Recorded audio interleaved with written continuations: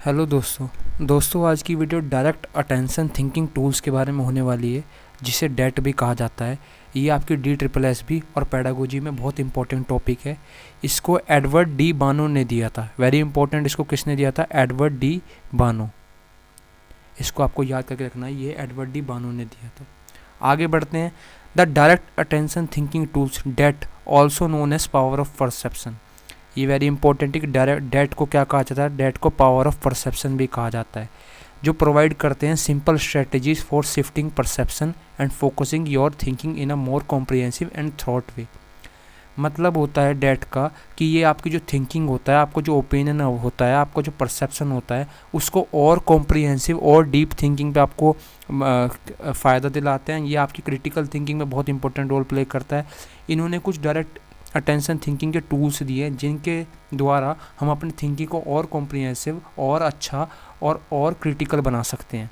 जिसमें पहला टूल आता है PMI, मतलब प्लस माइनस इंटरेस्टिंग। उसमें क्या होता है? PMI ensures that all sides of a matter have been considered before a decision or commitment is made। मतलब जब हमें किसी भी समस्या या किसी भी थॉट के बारे में विचार करना होता है, तो PMI मतलब है हमें उसके सारे एस्पेक्ट्स को कंसीडर करना चाहिए। ऐसा नहीं है कि केवल उसका पॉजिटिव ही एस्पेक्ट को कंसीडर करें, नहीं, हमें उसका पॉजिटिव, नेगेटिव या उसका क्या इन्फ्लुएंस हम पे रहेगा, वो सारी एस्पेक्ट को हमको कंसीडर करना चाहिए। और फिर उसको देखने के बाद हमें फिर डिसीजन लेना चाहिए। ये होता है PMI, मतलब सभी चीज़ों को कंसीडर करिए, उसके बाद अपना डिसीजन ले लिए। प्लस माइनस एंड इंटरेस्टिंग, ये फर्स्ट टूल था डेट का। सेकंड टूल है C&S, मतलब consequence and sequel.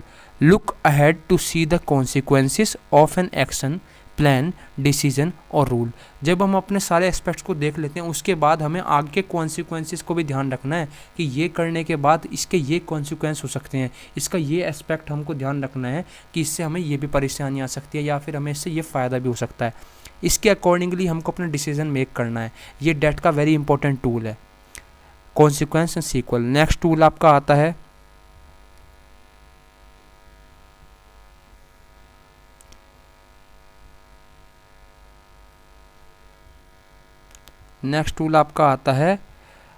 Red, RAD, recognise, analyse and divide. इसका मतलब होता है break a larger concept into smaller more manageable parts. मतलब जैसे आपने एनालाइज वाला टॉप पढ़ा होगा, ये टूल्स भी है। मतलब बड़ी किसी समस्या को छोटे छोटे पार्ट्स में डिवाइड कर लेना, ताकि हम छोटे पार्ट्स पे अपना पूरा ध्यान दे सकें और छोटे छोटे पार्ट्स पे ध्यान देते देते हम बड़े पार्ट को इजीली सॉल्व कर सकें।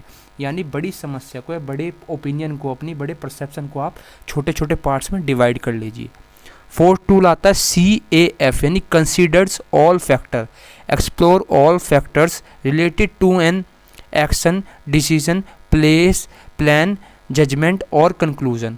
मतलब आपको कंसीडर करना है ऑल फैक्टर्स को, उसके अकॉर्डिंग आपको डिसीजन लेना है, प्लान बनाना है, जजमेंट करना है और अपना कंक्लूजन यानी निष्कर्ष निकालना है।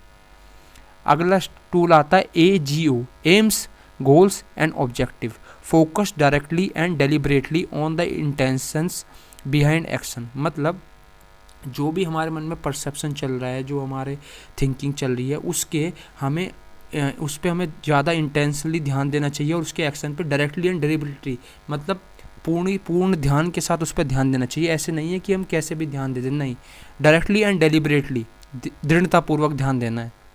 अगला आता है APC, alternatives, possibilities, choice, deliberately try to find other ways. मतलब किसी समस्या का अगर आपको कोई फ़ायदा या कोई आप उसको सुलझा नहीं पा रहे हो, तो आपको डेलिबरेटली, दृढ़तापूर्वक उसके अलग तरीके देखने हैं। मतलब आपका अगर प्लान A आपका सही से काम नहीं करता है, तो आपको प्लान B के लिए हमेशा रेडी रहना चाहिए कि उसके अदर वेज क्या हो सकते हैं, जिसके द्वारा हम इस चीज़ को सॉल्व कर सकते हैं।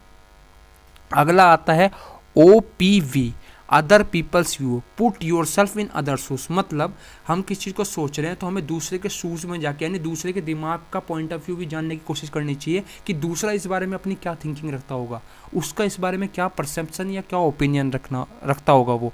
ये कहलाता है others people views. I hope आपको ये सब चीज़ें क्लियर हो रही होंगी।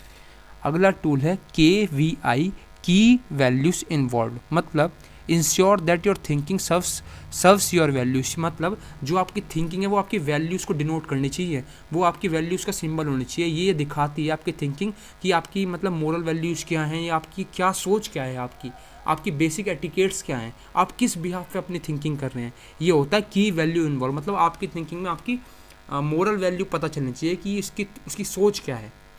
FIP नेक्स्ट टूल है first important priorities, select the most important ideas, factor, objective, consequences etcetera. मतलब आपको इन चीज़ों में सबसे इंपॉर्टेंट वाली प्रायोरिटी देखनी है कि मेरी सबसे इंपॉर्टेंट प्रायोरिटी क्या है, मुझे किस चीज़ पे सबसे ज़्यादा अच्छी थिंकिंग करनी चाहिए, किससे मेरी ज़्यादा डीप थिंकिंग होगी, किससे कॉम्प्रिहेंसिव थिंकिंग बनेगी मेरी। वो होती है फर्स्ट इंपॉर्टेंट प्रायोरिटीज़, मतलब अपनी पहली प्रायोरिटी को पहचानना और उस पर कार्य करना। सबसे लास्ट टूल है DOCA यानी decisions, outcomes, choices and action. Direct attention to the outcome of the thinking and action that follows. जो भी हमारे डिसीजन रहेंगे, जो भी हमारा आउटकम्स आएगी, जो रिजल्ट आएगा, उस पर हमें डायरेक्ट अटेंशन देना चाहिए और उसकी थिंकिंग की तरफ हमको ध्यान देना चाहिए, और जो भी एक्शन निकल के आता है उसको हमको फॉलो करना चाहिए। ये है आपका डायरेक्ट अटेंशन थिंकिंग टूल्स, जो मैं दोबारा बता रहा हूँ आपको, ये दिए थे एडवर्ड डी बानो ने। इसको पावर ऑफ परसेप्शन भी कहा जाता है, और इसमें कुछ टूल्स दिए गए हैं जिसके द्वारा आप अपनी अटेंशन को, अपनी थिंकिंग को और ज़्यादा डीप बना सकते हैं। कहने का मतलब है गहन अध्ययन कर सकते हैं आप, जिससे आप अपने अध्ययन को अपने अच्छे से बना सकें, उस पर पूरी आपकी पकड़ हो। Thank you so much. अगर आपको ये वीडियो पसंद आई है तो आप मेरे चैनल को लाइक, शेयर एंड सब्सक्राइब कर सकते हैं। Thank you so much.